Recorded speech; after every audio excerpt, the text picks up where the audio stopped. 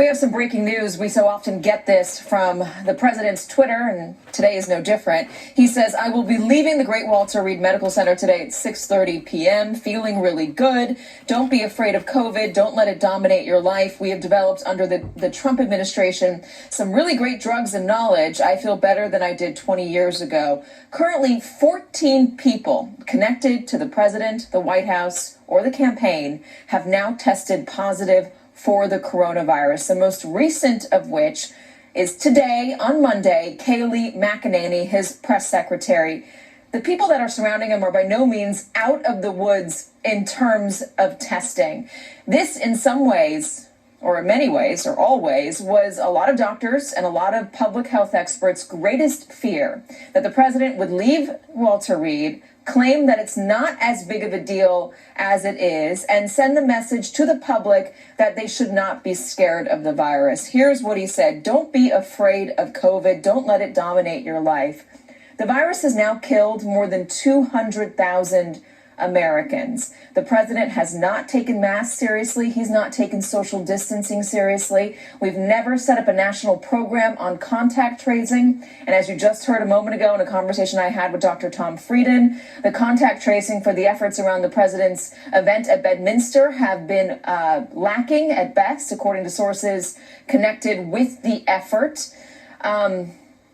And now the president's going to leave Walter Reed. We should also note that just because he's leaving Walter Reed does not mean he's going back to the White House and it will be business as usual, as if the virus is not a problem for him. The White House does have a medical unit on site. They've got a makeshift hospital on site and an ICU on site should the president need it. So he's still going to be under the care of a hospital setting, even though he will not be in Walter Reed. We're supposed to get an update from Dr. Conley and the doctors on his team at 3 o'clock. We're going to see what they say about his condition. Remember, though, over the weekend, we got a lot of conflicting and confusing explanations for how the president was doing. Dr. Conley saying he was great, he's in good spirits, but not answering questions about oxygen levels, not answering questions about what his heart scans or lung scans show, or why he needed to be on dexamethasone, which is a very powerful steroid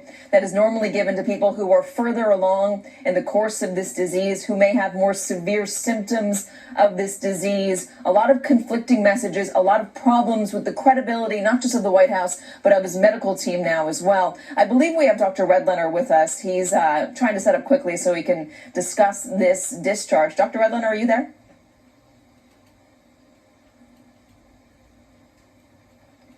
I guess we don't have him. We don't have him quite yet. We are getting him set up along with the White House. We have other news to cover as well, so don't go anywhere. Dr. Jill Biden and Joe Biden are in Miami, where this hour we expect to see them tour the city's Little Haiti neighborhood. And later, Joe Biden is going to participate in a town hall hosted by NBC's Lester Holt.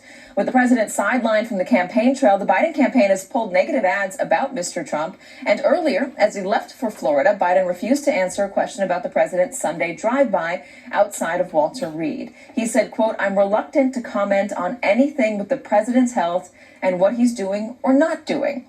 So joining me now from Miami is NBC News correspondent Mike Memoli. So Mike,